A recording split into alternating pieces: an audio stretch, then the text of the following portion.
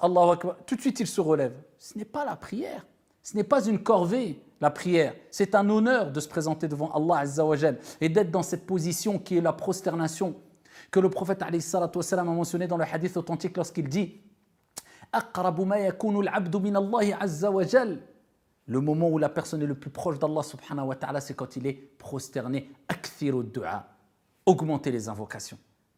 Toi, c'est comme si tu disais, je me rapproche d'Allah, mais vite, vite, je veux m'en écarter. Où tu vas? Rapproche-toi d'Allah, reste prosterné un temps. Tranquillement, je ne te dis pas de rester 1 heure, car même moi, je ne le fais pas, et loin de là. Mais un temps qui prouve qu'il y a eu un certain apaisement, une certaine pause où tu dis Subhana Rabbiyal A'la, où tu invoques ton Seigneur Tabaraka wa Ta'ala, tu es proche d'Allah Azza wa Jal, tu te concentres, tu médites, tu fais le vide dans ton esprit.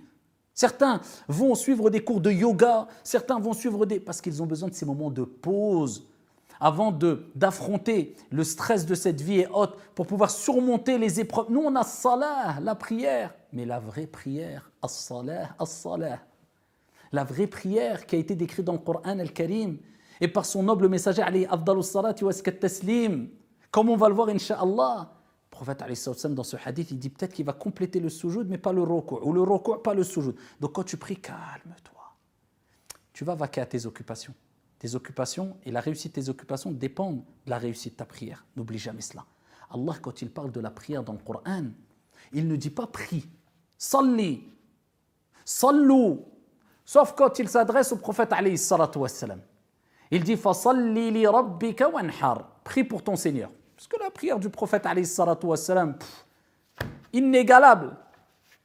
Il priait des prières surérogatoires, an-nawafil at-tatawwu', jusqu'à ce que ses pieds se fendent. Aïcha radiyallahu anha wa ardaha, elle dit ya Rasulallah, wa qad ghufira laka ma taqaddama min dhanbika wa ma ta'akhkhar. Tu pries ainsi alors que tes péchés passés et futurs sont pardonnés.